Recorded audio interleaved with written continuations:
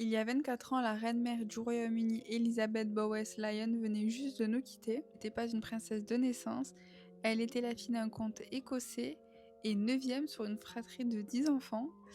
Elle n'était pas destinée à devenir reine, mais le destin n'est pas sans surprise. En 1923, elle épouse le prince Albert, le duc d'York, le fils cadet du roi. Il lui a demandé sa main 3 fois avant qu'elle accepte. Elle hésitait car elle avait peur de perdre sa liberté en entrant dans la famille royale. Bon, c'est un peu compréhensible. Elle ne savait pas ce qui lui attendait. En même temps, elle a eu raison. Et en 1936, son beau-frère Édouard VIII abdique pour épouser une femme divorcée. Du jour au lendemain, Albert devient George VI et Elisabeth, simple fille de comte, devient reine du Royaume-Uni. Et quand la Seconde Guerre mondiale éclate, tout le monde lui conseille de fuir Londres avec ses filles. Vous savez quoi?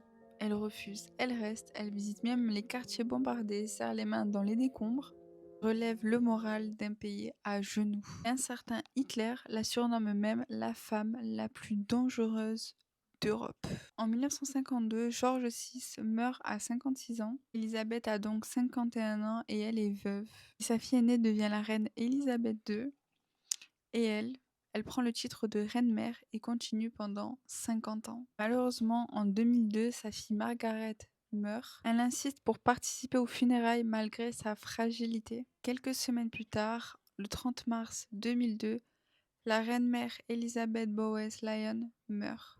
101 ans, un peu moins de 2 mois après la mort de la princesse Margaret. Sa fille Elizabeth II était à ses côtés et plus de 200 000 personnes se sont mis à son chevet pendant 3 jours. Le peuple britannique l'a surnommée Queen Mom. C'est affectueux, familier, il la considéré presque comme un membre de la famille. C'est exactement ce qu'elle voulait être pour le peuple. Je te dis à demain pour un événement ou une naissance royale du jour. Bisous. N'hésite pas à t'abonner